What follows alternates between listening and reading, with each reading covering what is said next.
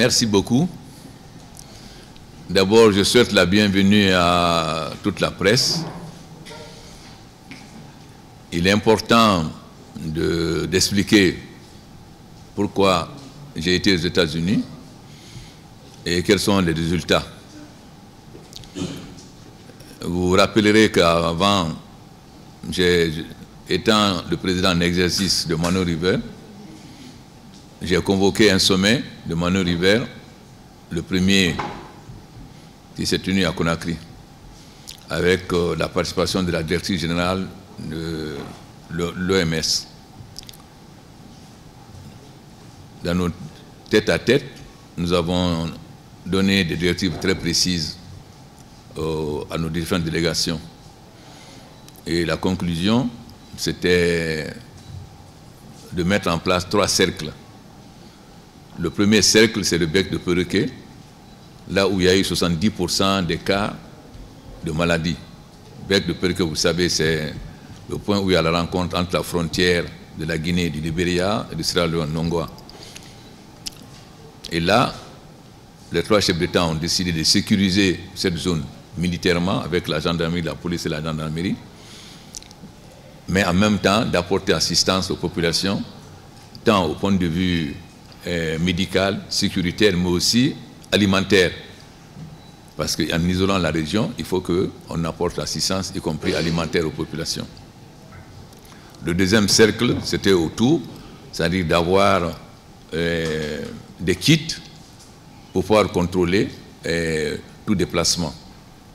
Le troisième étant la surveillance quotidienne à travers le pays, des cas suspects, de tous les gens qui ont été en contact avec les personnes infectées.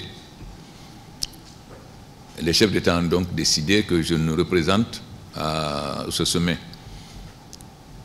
Il y avait m'accompagnant le vice-président du Libéria, le ministre de la Santé du Libéria et le ministre de la Santé de la Sierra Leone. Il était très important parce que la façon, comme nous sommes au mois d'août, il n'y a pas beaucoup d'activités en Europe. Donc comme il n'y a pas beaucoup d'activités en Europe, les radios et les télévisions se centraient sur l'Ebola. Et l'information était telle que ça pouvait créer la panique. Par exemple, dans le métro, on vous demandait si vous êtes d'Afrique centrale, d'Afrique de l'Ouest, etc. Alors que, comme si l'Ebola se transmettait par l'air, etc. Donc il fallait exactement préciser la situation et les différentes mesures que nous avons prises dans nos différents pays. En même temps, expliquer que l'Ebola, ce n'était pas seulement le problème de l'Afrique, mais que c'était un problème mondial. Parce que vous savez, un laboratoire privé peut faire des recherches sur le vaccin contre la grippe, etc. Parce qu'il y a 3 millions ou 10 millions de personnes qui peuvent acheter. Mais le vaccin contre l'Ebola, il est évident que le nombre de personnes qui peuvent acheter le vaccin ne sont pas nombreux. Donc, le vaccin ne peut être que l'œuvre des États. Et aussi, rectifier un peu la sensibilisation, parce que ce que je disais, c'est que l'OMS, ce que j'ai encore répété à leurs représentants, il y a un aspect qui manquait dans la communication. On ne dit pas aux gens que l'Ebola ne tue pas nécessairement. C'est-à-dire que quand vous êtes pris à temps, vous avez des chances d'être sauvés. Si vous ne dites pas aux gens qui peuvent être sauvés, quand ils sont malades, ils ont tendance plutôt à ne pas aller à l'hôpital parce qu'ils sont désespérés. Donc il fallait insister sur 2 points. La deuxième, amener le monde à prendre conscience que l'Ebola, elle doit être la préoccupation mondiale de tous les pays. Et la chance nous a servi dans la mesure où 2 Américains ont été évacués de Libéria. Donc, ce qui montrait que tous les pays du monde devaient s'impliquer. Autour de l'Ebola, nous avons eu 2 réunions. Une première réunion sur la santé en général, mais ensuite où on a parlé de l'Ebola, mais des autres maladies, et une réunion spéciale au département d'État, le Conseil de sécurité, la Maison Blanche, CDC, et l'USAID, et un centre de laboratoire, plus maintenant la délégation libérienne et sierra-léonaise qui m'accompagnait. Et là, nous avons longuement exposé et nous avons expliqué quels sont nos besoins, c'est-à-dire le personnel, en disant aussi que lors de la réunion de Mano River, nous avons décidé de sécuriser les instants qui viennent parce que les populations s'attaquaient aux médecins. Donc on avait décidé, les trois chefs d'État, d'assurer la sécurité des personnels qui viendraient, c'est-à-dire de le faire accompagner.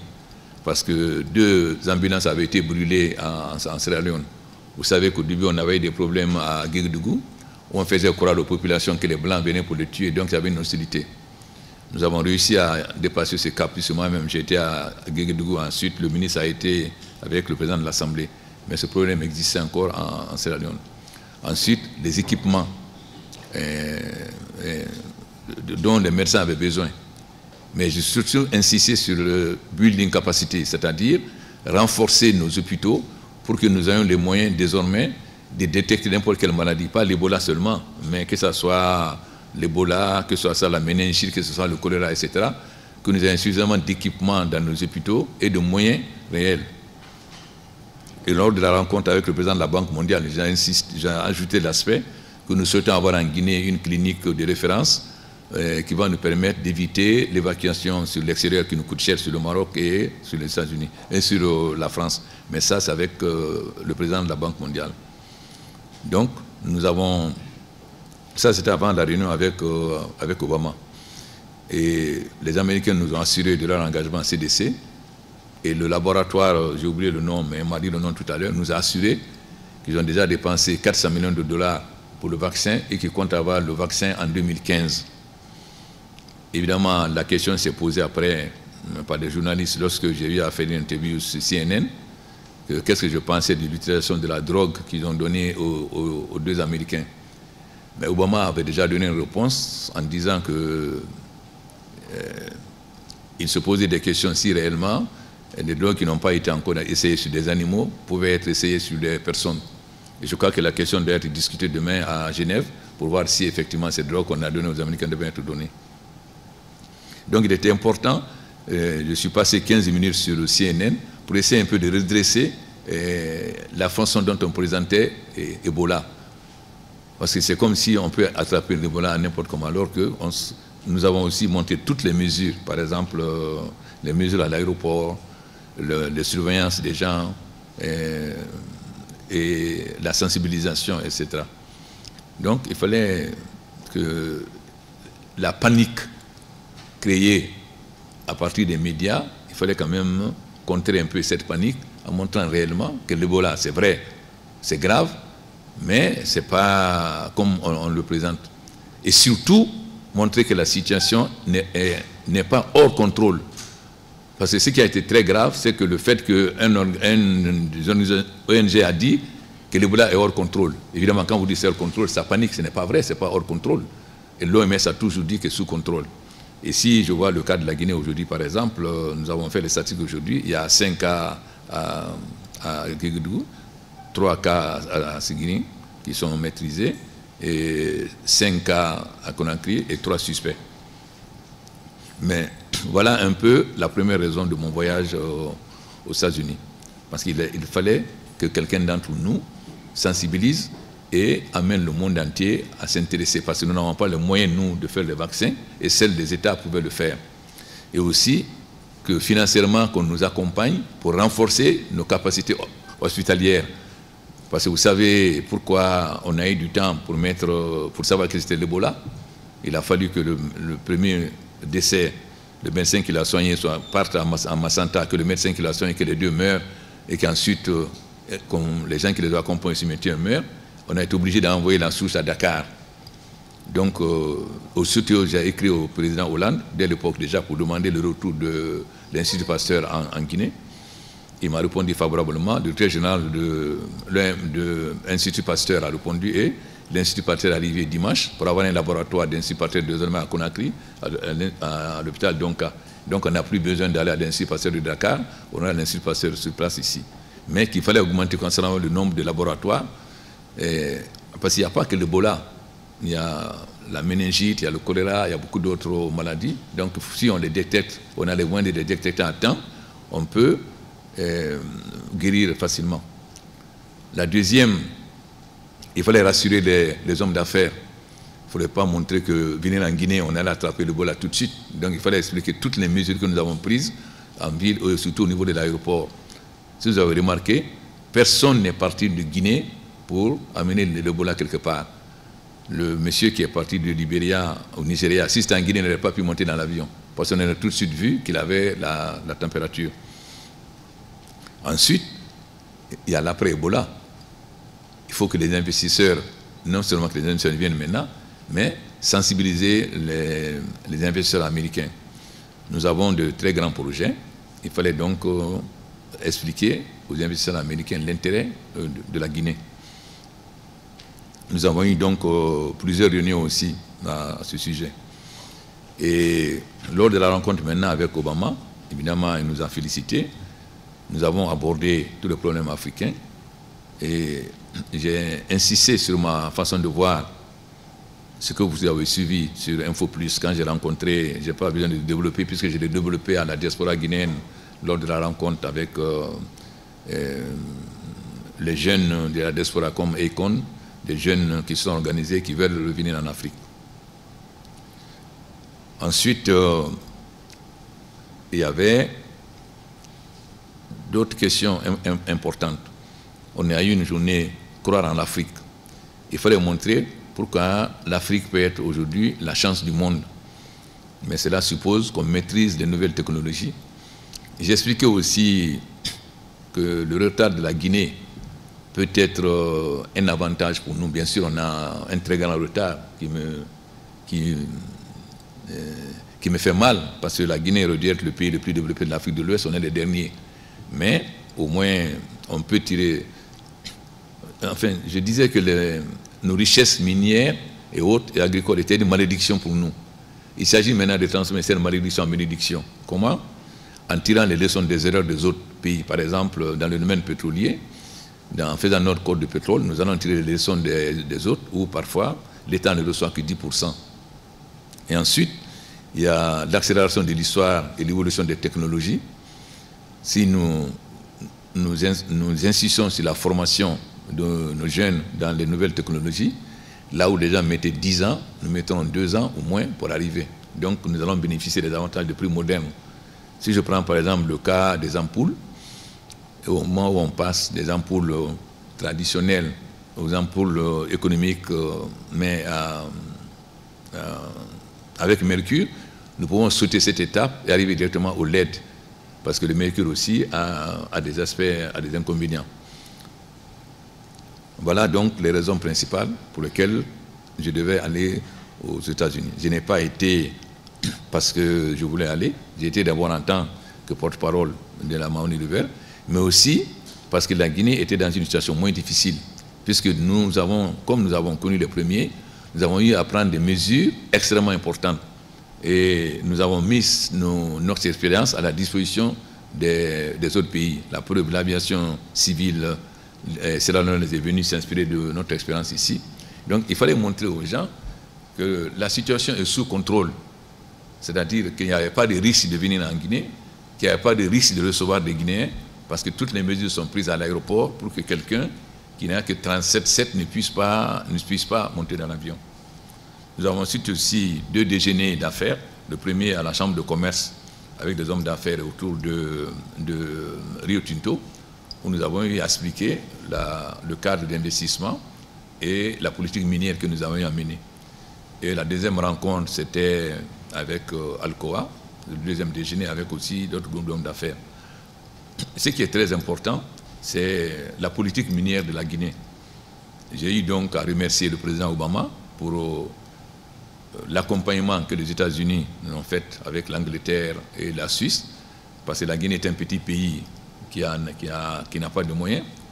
Nous avons affaire à des gens qui ont beaucoup d'argent, qui peuvent payer les plus grands cabinets d'avocats, les plus grandes banques d'affaires, maîtriser les plus grandes sociétés de communication, corrompre les hommes politiques, etc. Donc, sans l'accompagnement des Américains, sans l'accompagnement de la Suisse, nous n'aurons jamais pu faire face à ces sociétés et arriver à récupérer Simandou 1 et 2. Donc voilà un peu les raisons et les résultats de ce voyage. Les résultats ont été extrêmement positifs. D'abord, la Banque mondiale s'est engagée tout de suite à mettre 200 millions de dollars.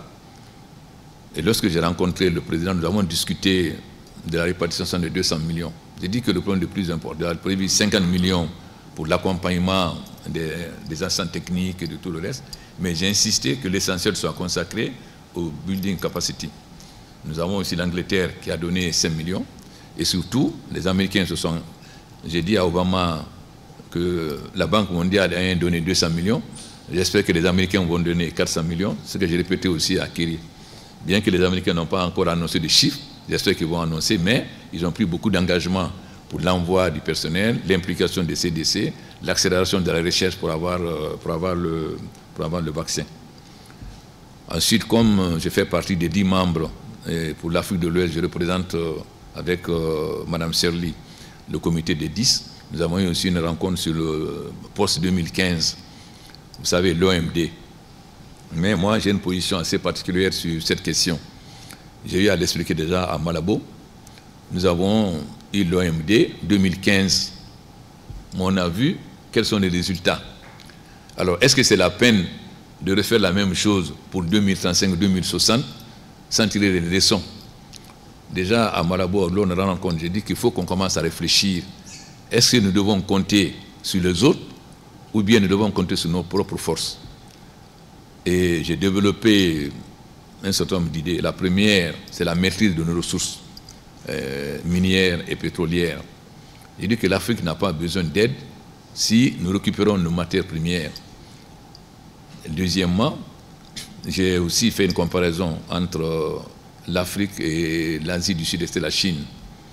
J'ai expliqué qu'on a un même avantage que l'Asie du Sud-Est et la Chine, une main-d'œuvre pas chère, mais qu'ils avaient un avantage sur nous, c'était le savoir-faire. Et donc, ils étaient l'usine du monde. Mais aujourd'hui, l'exportation ne peut plus suffire pour maintenir leur taux de croissance. Donc, ils sont obligés de compter sur le marché intérieur. Ça veut dire qu'ils sont obligés d'augmenter les salaires et le coût de la vie pour que la consommation intérieure se supplée ou en tout cas devienne importante par rapport au commerce extérieur. Et que l'Afrique commence à avoir maintenant le savoir-faire. Que donc, je l'avais déjà dit à Bruxelles, qu'il est de l'intérêt des Européens de délocaliser en Afrique les sociétés qui emploient le plus de main-d'œuvre. Cela aura 3 avantages. D'abord, nous allons fournir les produits à l'Europe, produits manufacturés à un moindre coût parce que nous sommes à côté. Deuxièmement, en développant, nous allons créer un marché pour l'Europe et aussi l'Afrique va se développer. Et enfin, le dernier élément, on n'aura plus nos jeunes qui vont aller mourir dans les mers Atlantiques ou Méditerranée. Et vous avez suivi Carlos Lopez quand il est venu ici. L'argent qui rentre par l'aide et ce qui sort est 10 ou 100 fois supérieur à l'aide que nous recevons. Voilà donc les raisons de mon voyage et les résultats. Donc je pense que sur le plan des résultats au niveau de l'Ebola, je suis très satisfait parce qu'il y a un engagement très concret et surtout l'OMS a repris après pour dire que c'est une urgence mondiale et que tout le monde entier devait s'impliquer et ne pas seulement considérer comme une affaire africaine. Deuxièmement, il fallait donner une meilleure explication pour casser cette campagne de panique, pour penser que c'est une maladie qui va s'étendre qu'on ne peut pas contrôler. Ensuite, il fallait rassurer les hommes d'affaires pour qu'ils continuent à venir investir et surtout préparer les investissements après l'Ebola. Et aussi montrer l'importance de la politique minière guinéenne. Obama a cité d'ailleurs comme exemple et a demandé aux autres États qu'ils étaient prêts à les accompagner. Le G7 était prêt à les accompagner s'ils étaient prêts à faire la même chose que la Guinée. Donc investir dans la santé en général, pas seulement pour l'Ebola. Donc renforcer nos capacités de nos hôpitaux. Faire de l'Ebola une préoccupation mondiale afin qu'on arrive à un vaccin très rapidement. Rassurer l'opinion internationale par les mesures concrètes que nous avons prises et rassurer les investisseurs et montrer l'attractivité de la Guinée. Il est important que le projet Simandou ne soit pas seulement, ça soit un projet mondial, c'est-à-dire que nous ayons des sociétés françaises, européennes, asiatiques et américaines. C'est ainsi que General Electric est prêt à participer au projet Simandou en fournissant les locomotives et les wagons. Vous savez que le General Electric est l'une des meilleures, sinon la meilleure société pour fabriquer les locomotives et les wagons. Nous avons eu ensuite à sensibiliser la diaspora africaine, puisque il y avait une rencontre qui était prévue avec le président Sassou, où nous avons eu à sensibiliser la diaspora africaine, parce que nous avons besoin de leur retour, puisque si nous voulons l'accélération de l'histoire, il faudrait que nos cadres qui sont à l'extérieur, qui ont une maîtrise parfaite de ces nouvelles technologies, s'impliquent dans le développement du pays, soit en travaillant directement, soit en créant des entreprises. Ce qui a été le cas, par exemple, de quelqu'un comme Econ, qui a mis en place une structure pour électrifier les villages. Il y a aussi beaucoup d'autres jeunes qui ont des idées pour créer des entreprises, donc les encourager en leur montrant tous les avantages qu'ils ont à venir, et surtout les jeunes Guinéens. J'ai cité que la Guinée peut être comme les États-Unis au début du XIXe siècle, ce que les Américains ont appelé le melting pot, c'est-à-dire les Allemands, les gens venaient d'Allemagne, d'Angleterre, etc. C'était des gens qui étaient déjà formés. Donc les États-Unis n'ont pas eu à assurer leur formation. C'est des cadres qui venaient directement dans le marché, sur le marché, parce qu'ils étaient déjà formés. Donc j'ai dit que nous avons des cadres dans les différents pays, que ce soit en Europe, au Canada, aux États-Unis. Ces cadres travaillent dans ces pays. Quand vous travaillez en Allemagne, vous êtes obligé de travailler comme un fonctionnaire allemand, sinon évidemment vous mettez dehors. Donc j'ai dit que si ces cadres viennent en Guinée, c'est comme si on recevait des centres techniques du Canada, des États-Unis, etc. Donc c'est un peu ce qui a permis aux Américains de se développer par l'apport des Irlandais, des Allemands et autres. Donc nous, nos cadres qui viennent aussi, ça va être un peu ce qu'a été le melting pot américain. Voilà donc les raisons principales et les résultats obtenus pendant ce séjour aux États-Unis. Et comme il est très important que la presse soit informée et que nous ayons un débat pour comprendre exactement pourquoi j'ai été, qu'est-ce que j'ai développé là-bas et quels sont les résultats. Donc c'est pourquoi j'ai tenu à faire cette conférence de presse et à vous exposer exactement ce qui s'est passé. Évidemment, les différents ministres ont eu aussi des réunions avec beaucoup de comités, mais je pense que les ministres auront à s'expliquer là-dessus. Et aujourd'hui, la Guinée a une très bonne image aux États-Unis. Les hommes d'affaires sont intéressés, parce qu'il ne faut pas qu'on pense que la Guinée est le monopole d'un pays, et aussi que les Américains peuvent investir dans les infrastructures. Si la Chine peut faire des chemins de fer ou bien des barrages, les Américains peuvent le faire aussi. Et avec la Banque mondiale, j'ai insisté sur le projet prioritaire qui est pour nous, qui est le projet de Swapiti.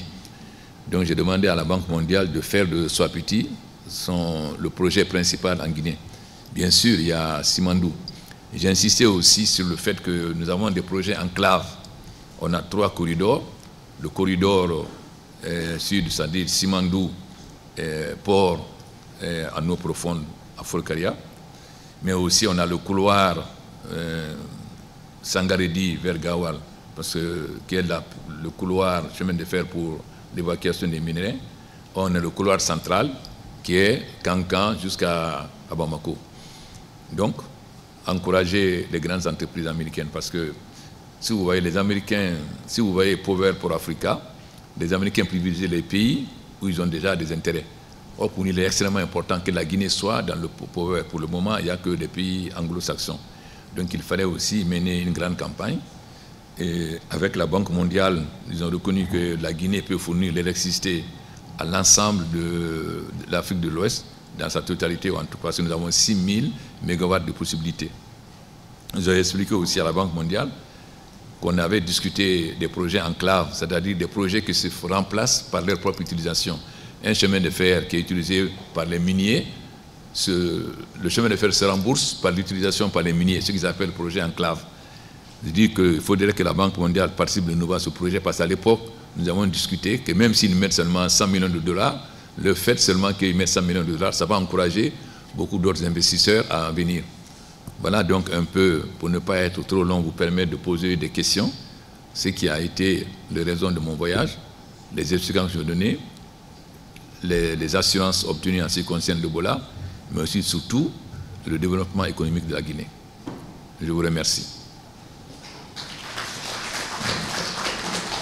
Monsieur le Président, moi c'est Khaled Collier, l'enfant de Galapagos. L'opportunité de votre voyage aux États-Unis a fait l'objet de beaucoup de débats, notamment dans la presse. Tout compte fait, vous y êtes allé, vous avez eu des rencontres, vous avez même fait l'objet d'un clin d'œil encourageant de la part du président Obama. Monsieur le Président, si nous devons parler à nos auditeurs, puisque je suis de la radio, ils ne comprennent pas très bien. À quoi peut-on s'attendre dans les prochains jours? Qu'est-ce que vous avez obtenu concrètement? La seconde question, Monsieur le Président, la Guinée étant considérée comme le foyer de l'Ebola, malgré tout cela, on n'a pas fermé l'école ici, on n'a pas fermé les frontières, mais avant-hier, nous avons appris par la voie des médias que les frontières étaient fermées avec 2 pays voisins. À peine que vous êtes rentré, je crois que ça a été rectifié. Qu'est-ce qui s'est passé? Et est-ce que vous ne pensez pas que c'était une bonne manière aussi, puisque vous avez parlé dans votre intervention des mesures sanitaires? Donc, est-ce que vous ne pensez pas qu'il serait mieux d'avoir une certaine réserve, puisque les autres pays en font autant aujourd'hui?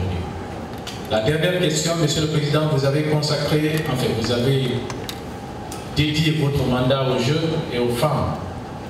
Avant votre départ, vous avez décrété un deuil de 7 jours que vous avez observé après le drame de Robani. Aujourd'hui, la problématique des lieux de loisirs et leurs problèmes sécuritaires se pose. Bien qu'une enquête est déjà lancée avant les résultats, qu'est-ce que vous, en tant que chef de l'État, vous voulez prendre comme mesure pour que les gens soient rassurés? Parce qu'aujourd'hui, les jeunes attendent vraiment qu'on ait des lieux de loisirs. Il ne suffit pas d'interdire aux jeunes d'accéder à ces plages, bien qu'on n'en a pas. Qu'est-ce que vous avez comme mesure? Merci, Monsieur le Président. Je crois que je vais finir par noter les questions parce que finalement, ce n'est pas une seule question. Je pense que les résultats, à moins d'être aveugles, sont très concrets. L'OMS disait qu'ils avaient besoin de 100 millions de dollars pour faire face. Et il y a beaucoup de donateurs. Et la Banque mondiale seule donne déjà 200 millions de dollars, ce qui n'était pas prévu. L'Angleterre vient de donner 5 millions. L'Union européenne vient de nous expliquer qu'ils vont donner, je ne sais pas, entre 8 et 10 millions d'euros, etc. Donc, alors que l'OMS estimait à 100 millions de dollars, nous risquons d'avoir jusqu'à plus de 400 millions. Puisque si on compte les 200 millions seulement de la Banque mondiale, sans compter ce que les autres vont donner. Mais ce qui est le plus important, c'est que nous ayons la capacité dans nos hôpitaux de faire face aux épidémies. C'est-à-dire qu'on ait suffisamment de laboratoires, suffisamment de médecins formés, parce que j'ai demandé aussi que le CDC accepte qu'on envoie des médecins en formation pour les maladies infectieuses, etc., comme j'ai demandé à la France avec l'Institut Pasteur.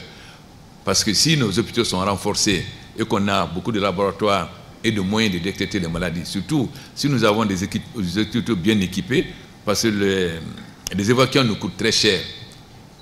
Donc, c'est parce que l'Ebola, ça va passer. Mais si l'Ebola passe, demain, il peut y avoir une autre maladie. Donc, pour nous prémunir, est-ce qu'il faut attendre que la maladie vienne, que les autres viennent de l'extérieur, ou nous devons avoir nous-mêmes les moyens tout de suite d'identifier la maladie et de prendre les dispositions qu'il faut? Je pense que c'est ça le message le plus important pour moi. Bien sûr, dans l'immédiat, il y a les mesures immédiates. C'est l'arrivée de beaucoup d'assistants techniques. Pour là, j'ai donné la garantie donnée par les 3 chefs d'État que nous allons les protéger. Parce qu'en Sierra Leone, il y a deux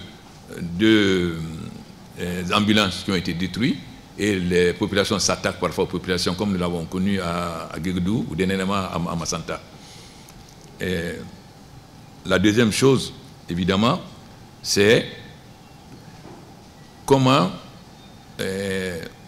vendre la Guinée, c'est-à-dire comment montrer l'attractivité de la Guinée.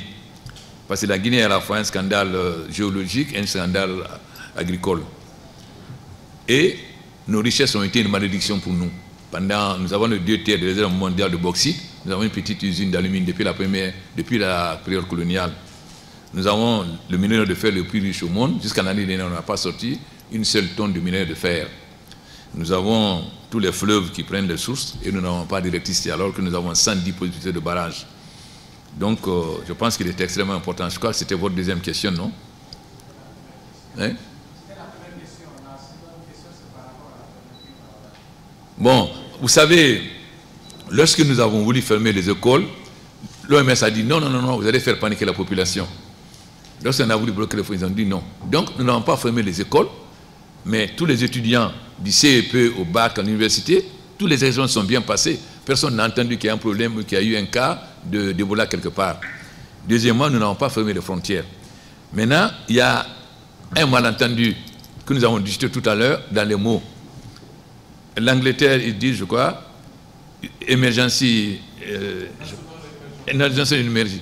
Mais quand on dit état d'urgence, vous savez bien ce que ça veut dire. État d'urgence, c'est une disposition qui limite les libertés des gens. En réalité, il s'agit d'état d'urgence sanitaire, c'est-à-dire toutes les mesures qu'il faut pour renforcer l'aspect sanitaire. Et lorsque moi j'ai eu à expliquer, j'ai commencé d'abord par les médecins. Il dit que les médecins, avant de partir, j'ai dit les médecins, même si quelqu'un vient qui dit qu'il a mal à la tête, pour l'examiner, il faut mettre les gants. Ce qu'ils ne font pas. S'il dit qu'il a le palu, il faut mettre les gants. Ensuite, il faut vous laver les mains avant de voir un autre médecin. Donc, ça, c'est la première mesure d'urgence sanitaire. Que systématiquement, les médecins, tout le corps médical, que ce soit les médecins, les infirmiers, les sages-femmes, prennent systématiquement l'habitude, tant qu'on n'a pas fini complètement l'Ebola dans les 3 pays, d'avoir systématiquement les gants et ensuite de se laver les mains avant d'aller avec un autre malade. Vous savez qu'ils ne le font pas toujours. La preuve, le dernier cas que nous avons eu, celui qui est venu de Sierra Leone, les médecins n'ont pas pris ces précautions. Donc, la première chose, c'est de mener une très grande campagne au niveau du corps médical. J'ai demandé de nouveau à l'Union européenne tout de suite 100 000 tenues, gants et autres, etc. Et qu'on va sensibiliser, rassembler les médecins pour leur expliquer qu'il est nécessaire, même si quelqu'un dit qu'il a mal à la tête dans le palu, ensuite, même si quelqu'un meurt d'accident de voiture, prendre la précaution que la Croix-Rouge vienne d'abord préparer le corps avant de toucher. Ensuite, renforcer la sensibilisation, expliquer aux gens de se laver les mains, de prendre un certain nombre de mesures hygiéniques, que dès qu'ils se sentent un peu de fièvre, d'aller tout de suite à l'hôpital, etc. Donc, il ne s'agit pas de fermer les frontières, il ne s'agit pas de faire l'état d'urgence. L'état d'urgence a une connotation militaire et ça n'a aucun intérêt. Nous n'avons pas fermé les écoles et on n'a pas eu d'incident. Tous les éléments sont bien passés. Maintenant, évidemment, chaque État est libre de prendre les mesures qu'il veut. Mais l'OMS a toujours déconseillé de fermer les écoles et même, ils ont déconseillé que les États limitent les voyages. Ils l'ont encore répété dans leur dernière chose. Donc, nous, on n'a pas à prendre l'état d'urgence, mais c'est l'état d'urgence médicale. Nous avons 17 points de frontières. Nous avons exigé qu'il y ait des kits dans tous ces points de frontières. Nous avons exigé qu'il y ait des kits à tous les débarcadères. C'est-à-dire que si quelqu'un vient, il faut d'abord qu'on ait les moyens médicaux pour prendre sa température. S'il n'a rien, on les laisse passer. S'il a une fièvre, il faut tout de suite l'isoler. Donc c'est ça qui est le plus important. Donc il ne s'agit pas de faire l'état d'urgence, mais l'état d'urgence sanitaire. C'est-à-dire toutes les mesures qu'il faut à l'aéroport, et ensuite, c'est le 17, hein, le fait que, c'est 17 ou 17, c'est le fait que le 17 fonctionne 24 heures sur 24. Parce qu'à partir de 18 heures, pour des raisons de sécurité à eux, Médecins sans frontières ne sort plus, l'OMS à partir de 20 heures. Donc nous, il faut qu'on ait des équipes qui prennent la relève à partir de 18 heures, c'est-à-dire qu'à n'importe quelle heure où on appelle, qu'il y ait des équipes prêtes à intervenir tout de suite. Voilà concrètement les mesures qu'il faut prendre, que moi j'appelle urgence, état d'urgence sanitaire. Le troisième, vous savez qu'après Lambangui, vous avez pris un décret pour interdire les manifestations. Ce n'est pas des plages. Si vous allez, ce n'est pas une plage, c'est un endroit, il y a le sable blanc, on se lave, où on se baigne là-bas, ce n'est pas une plage. Donc j'avais pris déjà des dispositions pour interdire l'organisation des manifestations. Mais il est évident que la jeunesse a besoin de jouer, de s'amuser. Donc nous avons décidé de développer les maisons de jeunes, mais aussi d'avoir des terrains de sport. Par exemple, le terrain qui avait été aménagé par les Cubains, qui se trouve avec Kipé, j'ai dit au gouvernement dès le départ qu'on va faire de là-bas un deuxième 2 octobre, c'est-à-dire ce qui est exactement au 2 octobre au palais du Peuple, pour que les gens qui sont de l'autre côté ne soient pas obligés d'amener les enfants jusqu'au palais du Peuple, mais qu'ils aient un deuxième 2 octobre là-bas. Ensuite, qu'il y ait d'autres centres d'animation et aussi qu'on développe des terrains de football, mais qu'il y ait aussi des lieux d'animation. Mais il est évident qu'on doit avoir des règles. Lorsque un lieu d'animation ne peut contenir que 1000 personnes, vous ne pouvez pas vendre 3000 billets. Bon, qu'est-ce qui s'est passé à Roubané? Il y a eu deux concerts, et je ne sais pas qui a autorisé. Pendant qu'un concert finissait, au moment où les gens voulaient sortir, les autres voulaient rentrer. Et c'est là où il y a eu. Et à 18 h, Baldé a téléphoné, Baldé a téléphoné au directeur, au chef de quartier. Il dit, ah, on me dit que ça ne va pas à Roubané. Il dit, non, il n'y a aucun problème. À 19 h, il a téléphoné, il a dit, non, il n'y a aucun problème. À 20 h, il a téléphoné encore, il a dit, aucun problème. La deuxième chose, c'est qu'ils ont pris les sociétés de gardiennage. Qu'est-ce que les sociétés de gardiennage font? Tu viens, on dit qu'il n'y a plus de place, tu donnes l'argent, tu n'as pas de billets, tu passes. Donc, c'est pourquoi j'ai pris des dispositions d'abord pour sanctionner en attendant, c'est-à-dire l'organe qui est chargé d'autoriser les spectacles, en attendant de savoir quelles sont les autres responsabilités. Ensuite, de détruire toutes les installations là-bas et de mettre la gendarmerie. Maintenant, nous-mêmes, nous allons aménager ces bords de mer qui ne sont pas des plages encore. Il y a des plages. Et si vous allez à Bellevue, ou d'autres, il y a des plages. Mais là-bas, ce n'est pas des plages. Mais nous allons les aménager de telle sorte que les gens puissent venir, pas pour organiser des spectacles, mais que vous puissiez venir prendre un café, etc., en interdisant la vente de l'alcool. Mais surtout, il faut avoir suffisamment de maisons de jeunes et des lieux de jeu.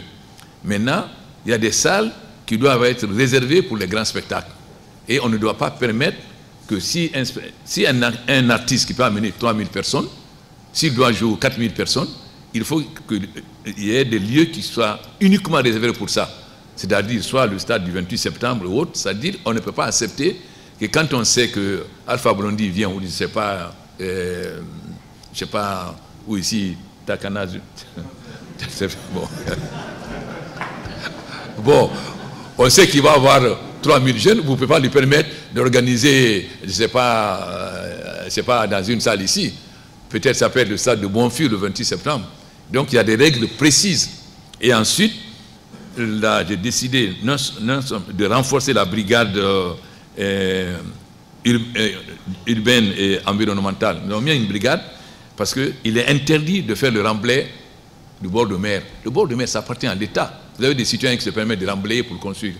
Donc nous allons renforcer la brigade, lui donner les moyens, qui va systématiquement circuler tous les jours à travers toutes les plages et la ville. Et nous allons réserver tous les terrains nus. Nous n'allons plus permettre qu'on construise sur des terrains nus. Vous avez des terrains nus qui appartiennent à l'État et les gens viennent les occuper. Même si c'est occupé, on va détruire. Parce que comment voulez-vous, même si on a des maisons de jeunes, les maisons de jeunes c'est bien pour beaucoup, mais les jeunes ne peuvent pas jouer au football. Maisons de jeunes, la conséquence, ils jouent dans les rues. Donc, il faut qu'on trouve l'espace d'attraction pour les jeunes. Et c'est à ça que l'État va s'atteler. Nous avons déjà inauguré des maisons de jeunes à Ratouma la dernière fois. Nous allons accélérer la construction des maisons de jeunes dans les autres quartiers, finir le stade de Yimbaya et avoir d'autres stades aussi, et aménager d'autres stades. Et aussi nous aurons le Blue Zone, puisque nous allons avoir 6 Blue Zones. Et vous savez que le Blue Zone, il y a non seulement les lieux de jeu, mais il y a aussi les lieux de variété. Il va y avoir le Hi-Fi, il va y avoir les ordinateurs, et même les start-up, puisque le Bolloré va être accompagné par beaucoup de sociétés. Donc vous pouvez, à partir de communication avec ces sociétés, ils peuvent vous aider à créer votre propre entreprise. Donc la jeunesse, ici pas seulement qu'elle aille à l'école, elle doit maîtriser le savoir, mais il faut que la jeunesse aussi puisse s'égayer. Voilà donc de toutes les mesures que nous allons prendre. Et dès maintenant, nous allons commencer à aménager donc Yimbaya là-bas pour avoir un deuxième 2 octobre pour les mères de famille et les enfants, et ensuite aussi d'autres types de spectacles. Sans compter qu'à Conakry, il n'y a pas d'espace vert.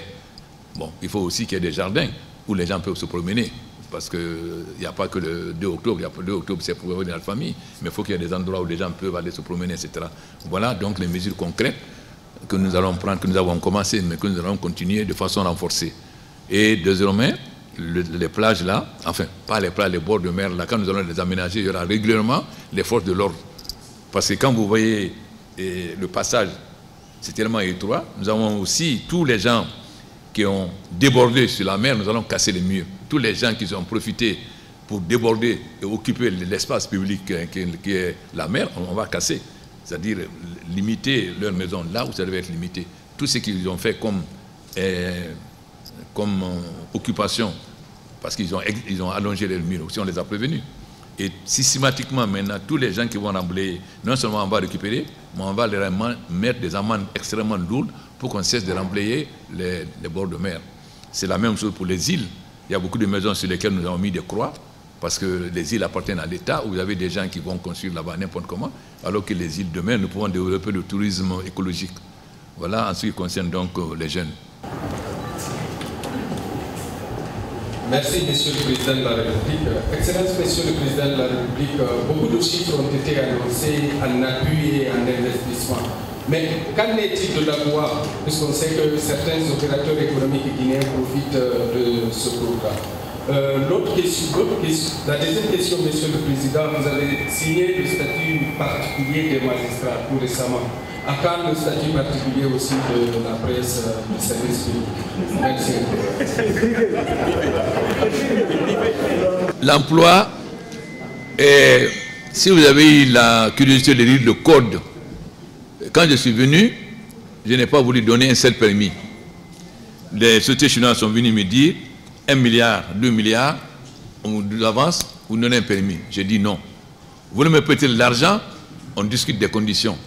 Vous voulez un permis, attendez que j'adopte le nouveau code. Et le code prévoit beaucoup de choses.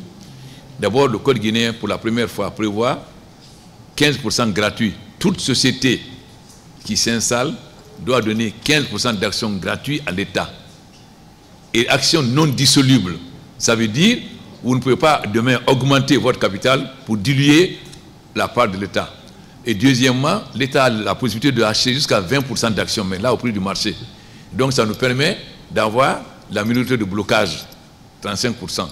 Vous savez, lorsque la France a voulu privatiser Jean de Chirac avec Balladur, Balladur a imposé quelque chose qui est contraire au libéralisme.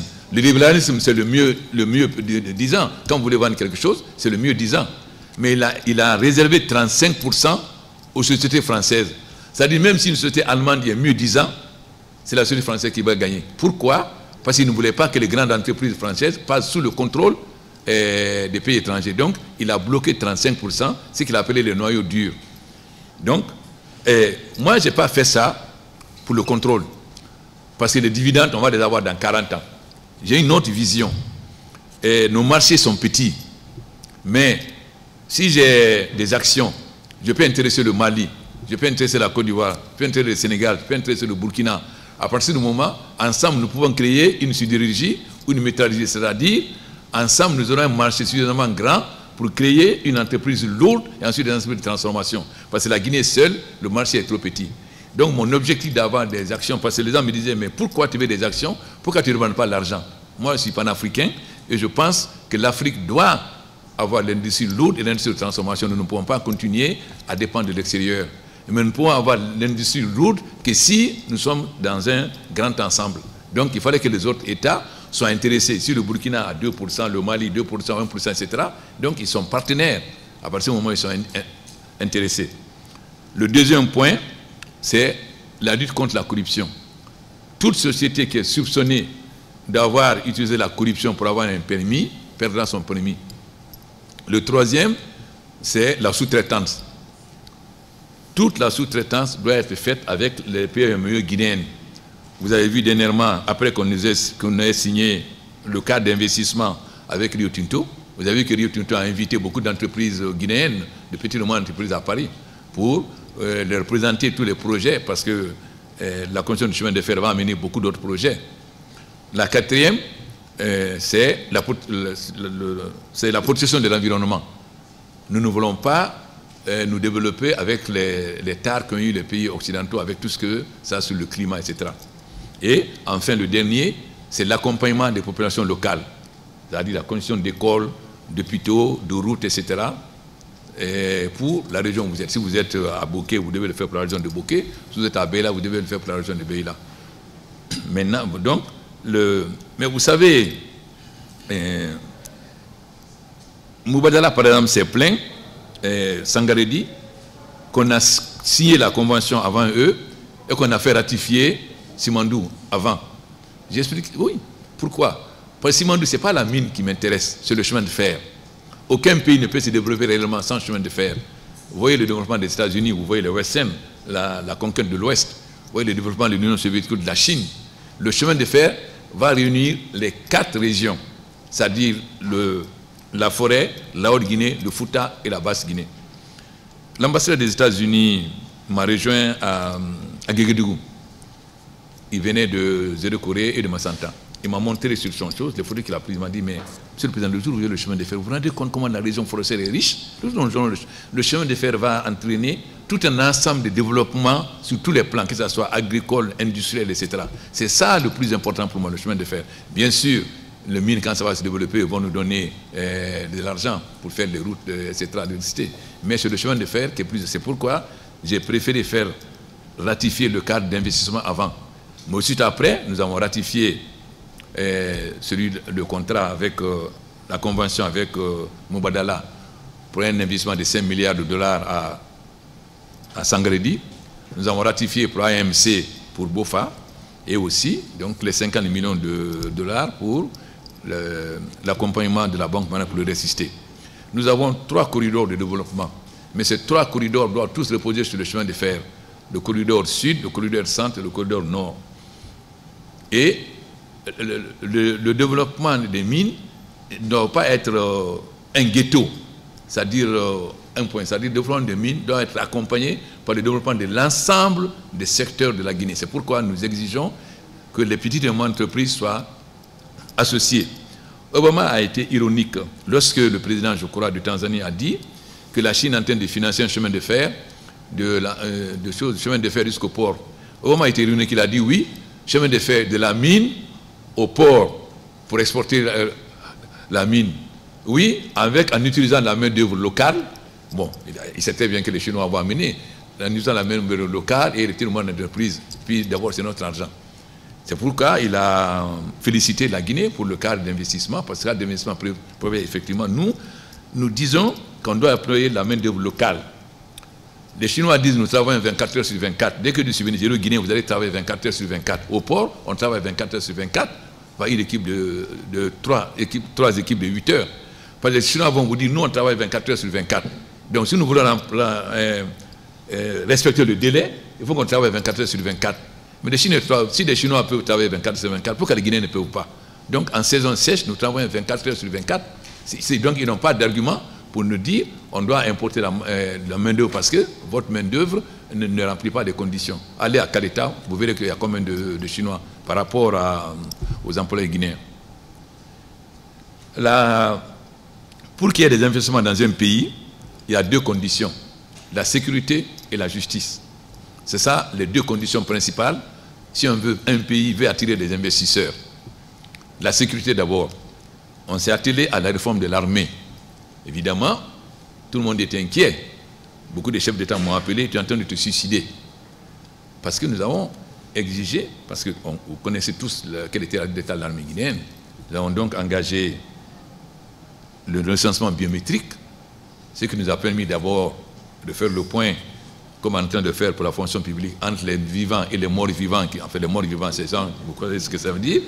Les gens qui devaient à la retraite depuis 20 ans, etc. On a quand même mis 4000 militaires à la retraite, mais ce n'est pas suffisant.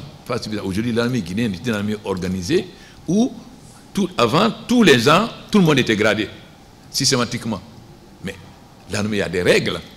Donc aujourd'hui, l'armée guinéenne obéit à des règles. Chaque année, il y a des gens qui doivent aller à la retraite. Pour passer d'un grade à l'autre, il y a des conditions très précises. Donc aujourd'hui, vous ne voyez plus de militaires dans les rues avec les fusils. Lorsque j'étais à Zéro-Corée, la population s'était réfugiée au camp. J'ai dit, mais est-ce qu'il y a 2 ans vous serez réfugiés au camp? Je ne dis jamais. Donc aujourd'hui, La population a plus confiance en l'armée qu'en tout. Parce que c'est au camp qu'ils ont trouvé la sécurité. Parce qu'aujourd'hui, l'armée est devenue l'armée véritablement du peuple. Donc, il reste la police. Puisque nous n'avons pas fait encore le recensement biométrique de la police, ce que nous sommes en train de faire. Quand nous allons finir aussi, on fera la réforme de la police comme on a fait celle de l'armée et de la gendarmerie. Le deuxième, c'est la justice. Et vous savez que notre justice est malade. Bon, comment voulez-vous que les banques prêtent de l'argent? Lorsque Yamoussa prend un crédit à la banque, quand la banque demande de rembourser, il corrompt le juge et le juge condamne la banque. Bon, comment voulez-vous que la banque maintenant prête à, je ne sais pas, à Rachid? Bon, et vous savez tous les scandales de jugements rendus dans nos pays. Vous voyez les révoltes des gens à Cancan, à Dingira et autres, etc. Donc, mais quand je parle des autres, les gens me disent, mais écoutez, monsieur le Président, comment voulez-vous que vos magistrats ne soient pas corrompus quand ils n'ont même pas 200 €? Donc, si vous voulez que vos magistrats ne soient pas corrompus, mettez d'abord les dans des conditions matérielles qui leur permettent de faire leur travail. Comme ça, on fera la distinction entre les magistrats qui sont corrompus par nécessité et les magistrats qui sont corrompus parce qu'ils sont corrompus. Donc, il fallait faire un statut spécial pour la magistrature. Mais en même temps, mettre en place le Conseil supérieur de la magistrature. Il y a 3 corps qui ont un statut spécial. Il y a la médecine, il y a les professeurs et les magistrats. J'ai mis 4 mois avant de signer le statut de magistrat. Pourquoi? Il fallait que les magistrats discutent avec les syndicats, que les syndicats comprennent pourquoi les magistrats doivent avoir un statut à part par rapport aux médecins et aux professeurs. Sinon, j'allais me retrouver avec les revendications partout. Donc, quand les magistrats se sont expliqués avec les syndicats à la bourse du travail, c'est les syndicats eux-mêmes qui ont dit « Ah non, réellement, les magistrats ne sont plus membres de la fonction publique. » Donc, les revendications des syndicats pour les fonctionnaires ne s'appliquent pas aux magistrats. Ensuite, ils n'ont plus le droit d'enseigner et leurs femmes n'ont pas le droit de faire des activités. Donc, aujourd'hui, les magistrats sont dans une condition matérielle, bon, qui est quand même... bon. Mais la conséquence, c'est qu'aujourd'hui, il y a un conseil supérieur de la magistrature. C'est-à-dire qu'on peut sanctionner maintenant tous les mauvais magistrats. Parce que le ministre ne peut suspendre un magistrat que pour un mois. Après, c'est fini. Dans le conseil supérieur de la magistrature, il peut prendre toutes les mesures, y compris la révocation. Maintenant, je ne vois pas dans quel pays il y a un statut spécial de journaliste. Le journaliste, c'est un 4e pouvoir. Bon, les journalistes de l'État, ils sont des fonctionnaires, il y a les journalistes privés. Je ne vois pas pourquoi on va faire un statut. Il y a le statut des journalistes, c'est-à-dire il y a des règles, des déontologies auxquelles ils doivent obéir, etc. Bon, je ne connais pas un seul pays au monde où il y a les journalistes sont comme les magistrats ou les professeurs. Ces métiers-là, au fond, professeur, médecine, c'est des sacerdoces. Quelqu'un qui veut être riche, il ne devient pas professeur. Quelqu'un qui veut être riche ne devient pas médecin. Parce qu'on ne devient pas riche quand on est professeur ou médecin. Quand on veut être riche, on cherche un autre métier. Donc, cette question-là, franchement, c'est une question qui est malvenue. Vous l'avez dit que vous avez été aux États-Unis pour en tant qu'émissaire, bien sûr, des chefs d'État de la Mandoriba. Vous avez parlé de la chaîne de solidarité, il y a des actions qui sont envisagées, il y a des aides qui sont annoncées. Mais d'ici que ces aides viennent concrètement chez nous, à quoi peut-on s'attendre de votre gouvernement? Ça, c'est la première question. La deuxième question, vous avez dit que vous avez rassuré les investisseurs européens, américains, à venir investir chez nous. On n'a pas encore entendu le nom de ces investisseurs. Est-ce que certains ont décidé là-bas? Est-ce que vous pensez qu'ils vous ont compris et qu'ils vont accepter de venir chez nous investir? C'est-à-dire que dans les jours ou mois à venir, bon, l'aide, ce n'est pas seulement l'aide des États-Unis. Nous avons reçu beaucoup d'aides déjà. Les Allemands nous ont donné le laboratoire. La France a ouvert l'Institut Pasteur à Donka. Nous avons reçu déjà un certain nombre d'aides financières, que ce soit l'Union européenne, de la BAD, etc. Mais ce que nous disons aussi, c'est que l'aide-là, vous envoyez aux organisations, à l'OMS, à Médecins sans frontières, à la Croix-Rouge. Mais cette aide, vous l'envoyez pour la Guinée. Mais ces gens, il faut qu'on sache ce qu'ils en font. C'est pourquoi à la dernière rencontre sur la santé, j'ai demandé qu'ils rendent compte. Parce que si l'OMS reçoit de l'argent pour la Guinée, il faut qu'on sache l'argent l'a utilisé à quoi. Si MSF reçoit de l'argent pour la Guinée, il faut qu'on sache l'argent l'a utilisé à quoi, ainsi que la Croix. Donc j'ai exigé qu'ils nous fassent des comptes rendus financiers. Parce que les bailleurs de fonds, nous on vous donne de l'argent, qu'est-ce que vous en faites? Et nous exigeons aussi qu'on ne donne pas seulement de l'argent à ces gens, mais qu'on nous accompagne dans nos équipements. Mais nous, nos obligations, c'est quoi? Payer régulièrement les salaires des médecins qui interviennent. Même aussi, nous avons décidé de donner des primes. Et aujourd'hui, on a pris beaucoup de jeunes stagiaires autres, ou bien des fratipours, parce que nous avons un problème. La région libérienne, ou le bec de Porquet, il n'y a peut-être pas tellement de structures étatiques, parce que c'était la région des rebelles. Donc il n'y a pas d'hôpital, il n'y a pas tellement de structures, c'est la même chose pour la Sierra Leone. Ce qui fait que l'hôpital de Guégoul se trouve à 5 km. Donc ils ont tendance à traverser tout de suite. Or, donc qu'est-ce que les gens nous demandent? Quand on dit qu'il faut sécuriser, d'abord le Libéria a sécurisé militairement la Sierra Leone, mais ils ont inscrit militairement, ça dit que quelqu'un ne peut pas passer. Mais qu'est-ce qu'il devient? S'il ne peut pas passer, il faut lui apporter des secours au point de vue médical, au point de vue alimentaire, ce qui n'est pas le cas. Donc, la Guinée aujourd'hui, nous sommes contraints de supporter les trois. C'est pourquoi tout à l'heure, l'Union européenne m'a demandé de demander un sauf-conduit au niveau des 3 États. Parce que les gens demandent à la Guinée, étant donné notre avance dans l'organisation, que nous on prenne en charge la gestion en attendant que le Libéria et la Sierra Leone aient suffisamment d'équipements, que la Guinée prenne en charge les malades de ces 3 régions, ce qui est quand même un grand problème. C'est pourquoi nous renforçons le contrôle sanitaire, c'est-à-dire, mais ils demandent mieux que les médecins guinéens traversent pour aller de l'autre côté aussi suivre les malades. C'est la demande qu'ils nous ont présentée ce matin parce que ce que j'ai dit aux États-Unis, même s'il n'y a plus du tout d'Ebola en Guinée, tant qu'il y aura un seul cas en Sierra Leone ou au Libéria, on n'est pas sorti de choses. Il faut que l'Ebola cesse dans toutes nos régions parce que les frontières sont poreuses. Si l'Ebola finit complètement ici, ne finit pas en Sierra Leone, l'Ebola reviendra en Guinée. S'il finit complètement ici, ne finit pas au Libéria, l'Ebola reviendra. Donc, il est important aujourd'hui que nous nous mettons notre expérience et notre logistique au service de ce pays. C'est pourquoi j'ai demandé 200 kits à l'Union européenne, 200 kits tout de suite supplémentaires.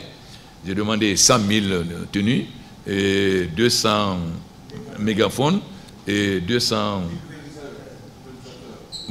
Voilà. Pour que, s'ils veulent qu'on joue ce rôle-là, il faut qu'ils nous mettent des moyens beaucoup plus supplémentaires à notre disposition et qu'on renforce aussi les contrôles. Et, parce que s'il y a les kits, si quelqu'un veut passer, on a les kits, on a tout le nécessaire pour savoir s'il est malade ou pas. Et s'il est malade, on peut tout de suite le prendre en charge. Donc nous voulons bien gérer le bec de perroquet, parce que c'est nous qui avons les plus de possibilités actuellement au point de vue médical, mais alors il faut qu'ils renforcent nos moyens. Vous savez, malgré, on parle d'Ebola, etc., mais le MEDEF français est venu, dernièrement, il n'y a pas longtemps. Et si vous avez suivi les commentaires, il disait que ils vont tous venir, que la Guinée maintenant est une destination. Même la lettre du continent, qui n'a pas l'habitude de parler bien de la Guinée, a fait la première page sur l'intérêt des sociétés françaises pour la Guinée. Nous avons General Electric qui est candidat pour participer à la convention de Simandou.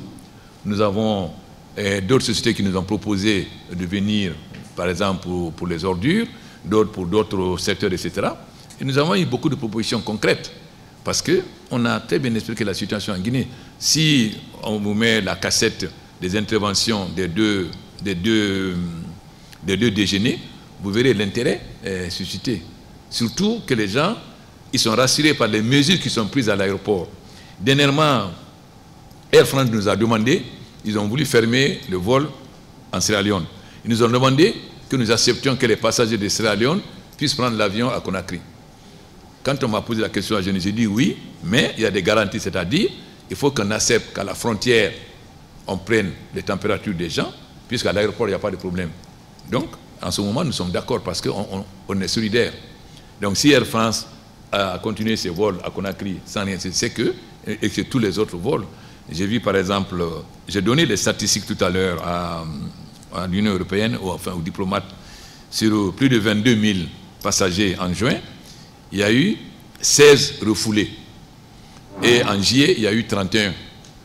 Ça veut dire qu'à l'aéroport, non seulement les gens qui sont sous surveillance, on a la liste, mais même si tu as 37,5, tu ne peux pas passer. Mais l'autre problème qu'on nous a posé, c'est le fonctionnement 24 heures sur 24 de l'appel là. Parce que là, donc on va améliorer puisque l'OMS dit que c'est les règles internationales.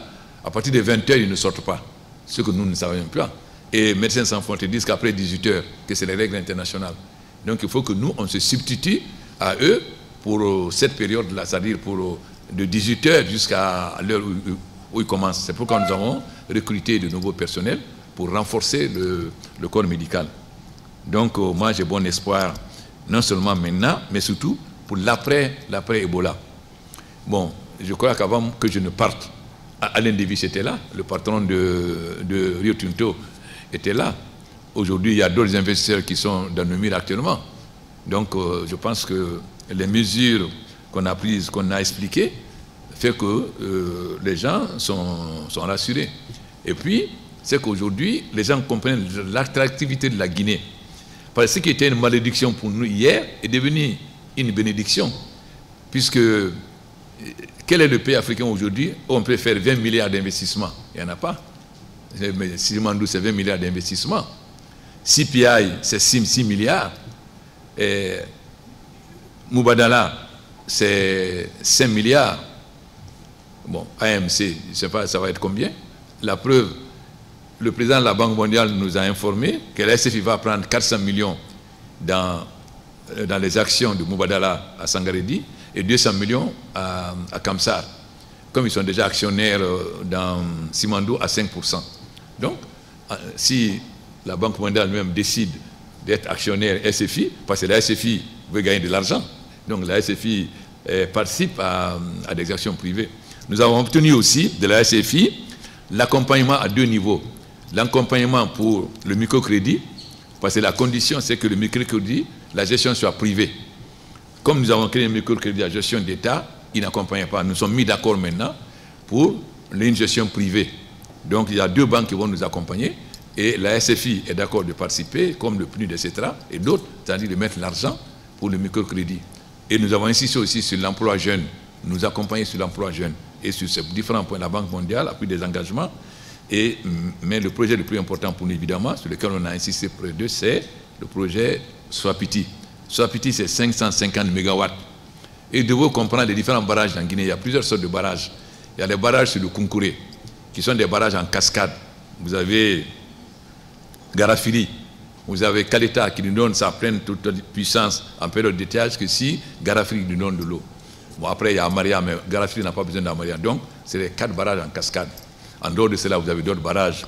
Le barrage de Kogon, qui devait être fait par la société Semafo, qui ne pouvait pas aujourd'hui, le barrage de Kogon. Il y a une seule société qui va le faire en BOT, mais ils m'ont informé avant-hier que la puissance sera de 90 MW, pas ce qu'ils avaient dit. Mais les 90 MW vont donner du courant non seulement aux sociétés minières de la région, mais il y aura 15 MW de libre pour Boké. 15 MW, ça suffit pour Boké toute la région, sans compter tout ce que ça va apporter. Et puis l'accompagnement aussi qu'ils vont faire au niveau des petites et moyennes entreprises. Et le chemin de fer, pour construire le chemin de fer, il y a beaucoup d'autres activités annexes. D'abord, il faut faire les routes, il faut faire les pistes, etc. Nous accompagnons les paysans, c'est bien, ils produisent plus. Mais si vous accompagnez les paysans pour produire, il y a 2 autres conditions qu'il faut remplir. Il faut les magasins de stockage et les pistes rurales. Parce que si les paysans n'ont pas où stocker et s'ils ne peuvent pas envoyer les marchandises au marché, évidemment, vous les découragez. C'est pourquoi nous avons tout un programme de pistes rurales où nous avons demandé aussi aux sociétés minières de nous accompagner. Mais mieux, nous avons demandé que la Guinée soit l'école d'excellence pour les mines, qu'on transforme Boké en école de référence. J'avais déjà discuté de ça lorsque j'étais au Ghana avec le président ghanéen, que lui, il est l'école de référence pour l'énergie et que nous, on est l'école de référence pour les mines. Et là aussi, la Banque mondiale est prête à nous accompagner pour qu'on transforme notre université de Boké en université pour toute la sous-région, et même au-delà pour les mines. Le premier point, c'est par rapport aux 200 millions de dollars de la Banque mondiale. Est-ce que vous, au niveau des États, vous avez dégagé un ordre de priorité et comment vous comptez en tout cas utiliser cet argent au niveau des États qui sont touchés par cette épidémie d'Ebola. Le second point est lié a été bien abordé au sommet États-Unis-Afrique. C'est par rapport à la stabilité dans nos États. Et quand on parle de stabilité, on parle aussi du respect des constitutions, n'est-ce pas? Alors vous, en tant que président de la République de Guinée, on a souvent entendu des débats qui sont assez houleux autour de changement de constitution dans tel ou tel pays. Alors vous, quelle est votre position par rapport à cette question de changement de constitution pour ce pays? Je vous remercie. Bon, vous ne m'avez pas bien écouté. J'ai dit que sur les 150 millions, il y a 50 millions qui vont être consacrés au personnel, à tout ce qui concerne le personnel, etc. Et 150 millions, c'est building capacity, c'est-à-dire comment renforcer nos systèmes sanitaires. Je pense que c'est là, évidemment, on verra entre les trois États quels sont les... en fonction du poids et de chaque État, etc., qu'est-ce qu'on peut faire. Bon, il y a un autre problème, avant de répondre d'abord, ce qui m'importe moi, que vous n'avez pas abordé, ce sont des ordures. Et avant l'OCI, on a montré que Conakry pouvait être propre. Avant d'arriver du roi, on a montré que Conakry doit être propre. Aujourd'hui, il y a des ordures partout. On a fait une première tentative, et j'ai dit au Premier ministre que finalement, je pense que c'était finalement devenu un peu mamaya, histoire avec les communes, etc., les gens ramassent, etc. Donc, il faut trouver une autre solution. Je pense que l'administration du territoire, le grand projet et les finances, on doit se rendre compte aujourd'hui parce qu'on a notre projet. Mais il y a quelque chose qu'on constate, il y a un sabotage manifeste, il y a des gens qui la nuit prennent des saletés pour venir mettre en place. On a attrapé plusieurs. C'est-à-dire on manque de patriotisme en Guinée. C'est comme si la Guinée avançait Alpha Condé. Bon, j'ai été obligé de mettre 3 PA à Kaleta, parce que les gens voulaient saboter Kaleta. Mais si Kaleta est là, c'est pour Alpha. On a cassé les bureaux de AOS pour que la voie 2x2 ne se fasse pas. Mais quand la voie 2x2 se fait, est-ce que c'est pour Alpha? Donc, on vient jeter, on arrête déjà, on paye des enfants pour qu'ils viennent mettre les saletés au milieu de la rue. Et ça, c'est un grand problème aujourd'hui, parce que l'image de Conakry, alors qu'on a montré que Conakry peut être propre, aujourd'hui, ce n'est pas le cas. Mais il ne s'agit pas seulement de ramasser les ordures, parce qu'à un moment donné, le lieu de show va être plein. C'est pourquoi nous avons aujourd'hui actuellement 4 sociétés, dont une société présentée par des Guinéens d'ailleurs, pour non seulement le ramassage, mais pour la transformation en énergie et en engrais. La seule condition que l'EDG achète l'énergie. Moi, vous savez, moi, mon objectif, et je me suis battu pour la démocratie, je me suis battu pour que le peuple profite des richesses. Et j'ai toujours dit que tous les problèmes que nous avons en Afrique, que ce soit le terrorisme, l'ethnocentrisme, etc., c'est dû à une seule cause, la pauvreté. Parce que si les populations, on s'occupe des niveaux des populations, personne ne s'occupe de l'imam qui vient du pays quand l'enfant est malade ou bien pour aller à l'école. Personne ne se nourrit si les peuples, si les malinqués, etc. Et très souvent, c'est pour ne pas faire un débat sur la gestion du pays qu'on fait de l'ethnocentrisme des problèmes. Et le débat conditionnellement, je ne rentre pas dedans, je ne rentre pas dans cette polémique, puisque le débat ne se pose pas en Guinée. Quand ça se posera en Guinée, je donnerai mon point de vue. Mais c'est un débat auquel je ne peux pas participer. Obama a parlé, il y a des chefs d'État qui ont répondu. Bon, Obama a sa position. Bon, les hommes de l'opposition, il y a des chefs d'État qui ont répondu. Donc moi, je ne participe pas, je m'excuse, mais moi, je ne participe pas à ce débat. Parce qu'en Guinée, je ne sais pas la capacité d'invention que vous avez. Blaise est venu avec un programme très précis, du 17 au 18, départ à 17 h. Le programme a été distribué à tout le monde. Et c'était clair et net. J'ai proposé, Blaise, qu'on aille à regarder le port en eau profonde, ce qui a retardé son départ de 2 heures. Et j'apprends sur RFI que Blaise s'est fâché, il devait partir samedi, il a précipité son voyage parce qu'on s'est discuté sur Dadis. Après, Barcelone m'appelle pour lui dire « Ah, Alors, tu ne sais pas la nouvelle. Ah, on dit que Blaise est fâché parce que tu lui as dit de ne pas modifier l'article 37. Mais alors, vous voyez, cette capacité, c'est-à-dire, on peut être opposant, mais aimer le pays. Mais ce qui se fait aujourd'hui, vous savez, moi, je peux mener une politique électoraliste, si c'est mon élection qui m'intéresse. C'est facile. Au lieu de faire 10 km de route en béton bitumé, je fais 100 km. Mais dans 2 ans, la route n'existe plus. Mais je l'ai fait 100 km. Mais c'était facile pour moi, quand j'étais venu, de négocier avec les autorités minières. Saint-Mex m'aurait donné 500 millions de dollars à moi si j'avais voulu qu'il continue Simandou 1 et 2. Donc, c'était très facile pour moi que je fasse comme d'autres pays. Les Chinois disent, on vous donne 1 milliard, bon, vous donnez une mine, bon, vous avez 1 milliard, tout, etc. Mais ce qui m'intéresse, moi, qu'est-ce que va être la Guinée dans 40 ans? C'est-à-dire, il faut faire des routes qui seront là dans 30 ou 40 ans. Quand on a l'électricité, c'est définitivement pas l'électricité qui vient, qui disparaît, etc. Bon, donc, ce qui m'intéresse, moi, c'est poser les bases d'un véritable développement de la Guinée. Ce n'est pas une politique... Les gens disent, mais nous, on ne te comprend pas. Tu as des élections dans 5 ans. Au lieu de t'attacher, tu mènes une politique de 40 ans. J'ai dit oui, mais moi, je ne me suis pas battu pendant 50 ans pour faire l'électorat. L'élection, c'est très facile. Planche à billets, etc. Bon, je vous paye, je paye les journalistes 2 millions, vous êtes très contents. Mais pendant ce temps, je fais la planche à billets. Le dollar vaut 20 000 francs guinéens, etc. L'inflation, etc. Bon, vous êtes contents. Les gens défilent dans les ministères. Vous volez 10 millions, vous donnez 100 000, etc. C'est une politique facile, tout le monde va être pour vous. Mais ça ne m'intéresse pas. Ce qui m'intéresse, c'est poser les bases saines. Je vous ai dit que j'ai hérité d'un pays, pas d'un État. Vous avez vu, quand quelqu'un faisait une nuit à Novotel, le lendemain il partait. Il ne faisait pas 2 nuits. Bon, alors comment voulez-vous que les investisseurs viennent? Et puis, nous avons signé des contrats pour des routes à 4 couches. Toutes les routes étaient de 2 couches. Aucune route n'a tenu plus de 2 ans. Alors, où est le développement de la Guinée? Et nous allons arriver à un débat sur la réalité de l'économie guinéenne. Et là, les questions, on verra que les questions ethniques ne sont qu'un prétexte. Le véritable problème, c'est le débat.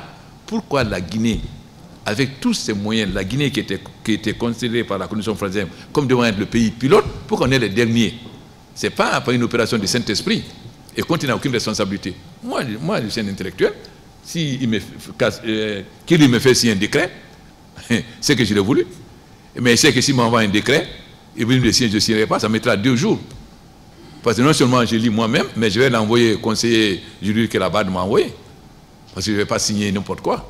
Bon, donc on aura ce débat à faire plus tard. Il faut que... moi, j'étais opposant, mais j'ai accepté. Je n'ai jamais envoyé mes militants à l'abattoir, je n'ai jamais cassé quoi que ce soit, etc. Parce que j'estimais que... Alassane a dit une chose une fois, il a dit, Alpha, j'ai été au Fonds monétaire défendre la Côte d'Ivoire. Je ne défendais pas le Rang Gbagbo, mais je défendais la Côte d'Ivoire, parce que c'est l'intérêt de la Côte d'Ivoire. Mais nous aurons un débat libre maintenant, mais un débat sur des réalités concrètes. Je me suis dit pendant longtemps, maintenant je vais parler, je vais faire organiser des conférences de presse. On va faire des débats concrets, mais sur des problèmes concrets, pas sur des problèmes théoriques. Parce que je vais poser la question aux jeunes de Koza et Bambeto. Il n'y a pas de route. Vous dites qu'il n'y a pas de route. Mais moi, je suis là il y a 3 ans. Pourquoi il n'y a pas eu de route avant? Vous dites qu'il n'y a pas d'école. Mais pourquoi il n'y a pas eu d'école avant? Il n'y a pas de dispensaire. Pourquoi il n'y a pas eu de dispensaire avant? Pourquoi les gens mouraient pour sortir de Conakry? Vous quittez Kindia pour arriver à Koya, vous mettez 30 minutes. De Koya à Conakry, vous mettez 3 heures. Voilà les débats concrets sur lesquels on va arriver. Et là, on va situer. Ensuite, les audits. Moi, je n'ai pas fait des audits. Hein. J'ai trouvé des audits. L'inspection d'État avait commencé à travailler. Bon, quand il a commencé à interroger, Dadis a arrêté. L'inspection d'État a repris son travail. Il y a une inspection d'État qui a repris son travail. Les gens doivent répondre. Aujourd'hui, moi, je dois lutter contre l'impunité. Parce qu'aujourd'hui, nous arrivons à la fin de 2014, le programme formel avec le Fonds monétaire. Maintenant, le Fonds monétaire, ce programme nous a obligés à faire la macroéconomie. La macroéconomie ne change pas l'assiette de la ménagère. Mais si vous n'avez pas une maison qui a une fondation solide, la maison s'écroule. Mais la fondation c'est sous terre, ça ne se voit pas. C'est quand les murs commencent à monter. Donc, au moment où on va arriver là, il faut que la gestion soit saine Pour ça, si je dois lutter contre l'impunité aujourd'hui, faudrait-il lutter aussi contre l'impunité hier? Parce que je me rappelle toujours j'ai eu 2 débats au Parlement qui m'ont frappé. Le premier, c'est avec El Hadj Kamara, qui était ministre des Finances.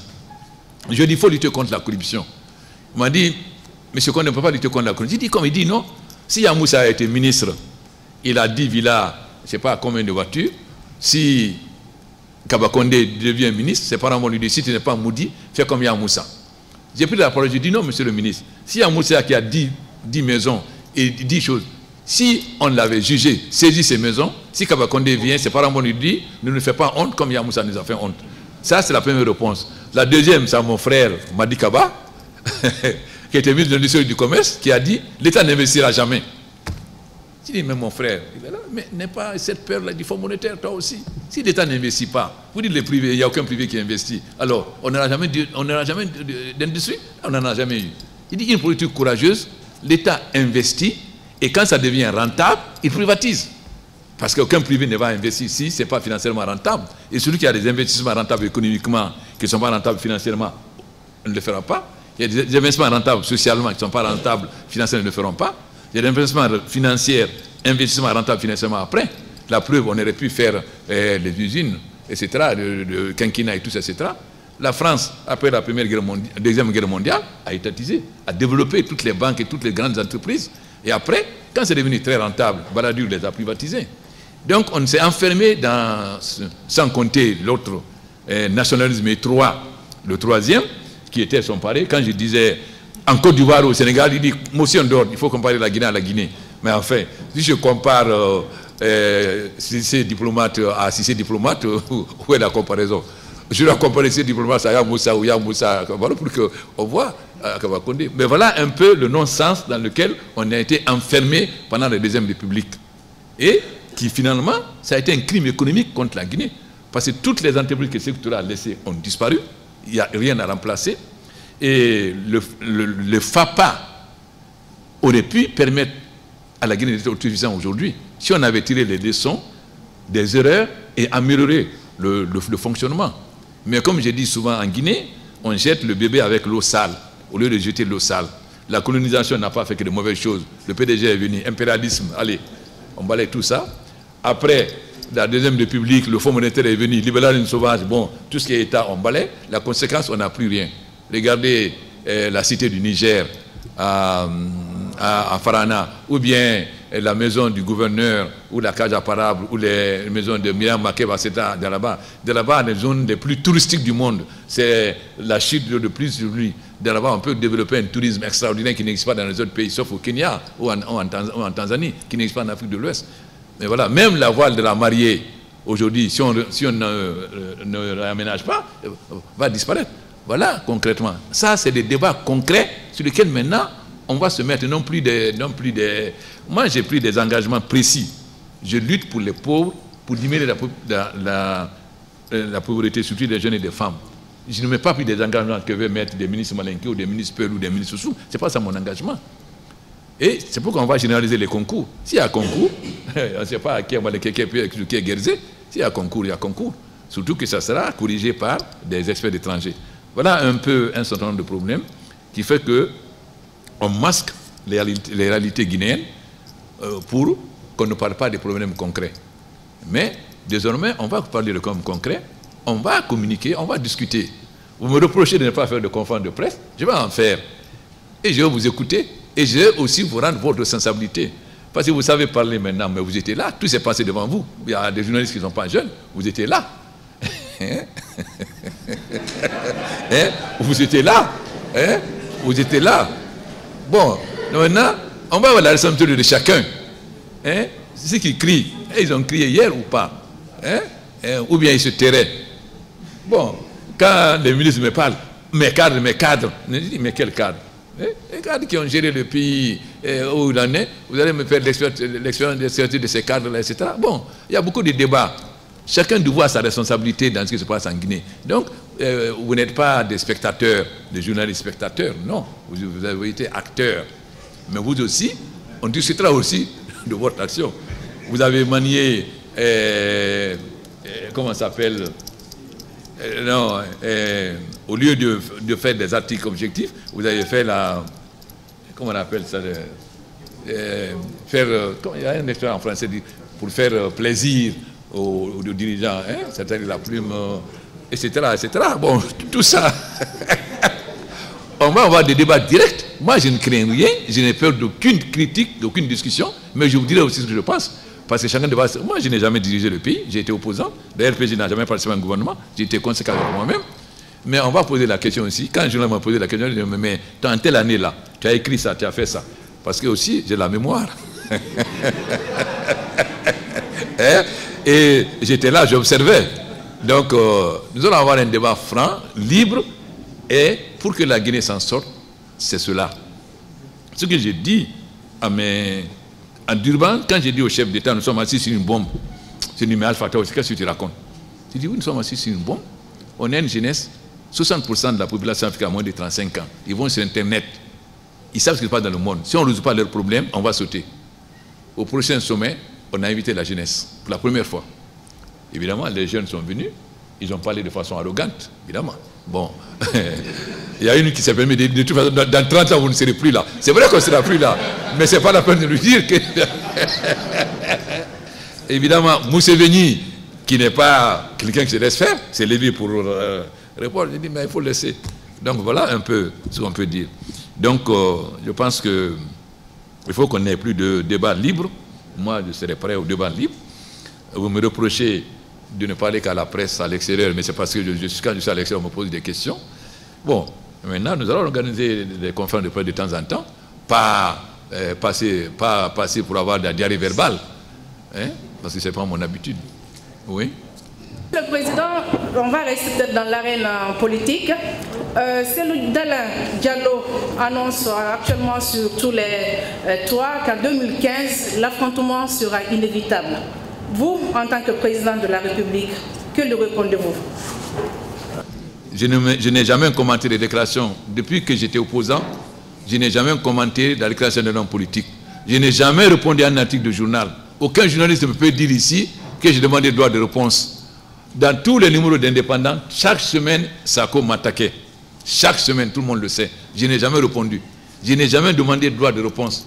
Même quand un journaliste a menti que j'ai dit que j'ai honte d'être musulman, je n'ai pas fait de droit de réponse. Donc, depuis que je fais de la politique, je n'ai jamais répondu à quelqu'un, ni à un journaliste. Je n'ai pas de commencer aujourd'hui, vous êtes tous témoins. Il n'y a pas un seul journaliste, il n'y a pas un seul journal où on a vu droit de répondre d'Alpha Condé. Donc, je ne vais pas commencer maintenant. Et je ne commente pas les déclarations des hommes politiques.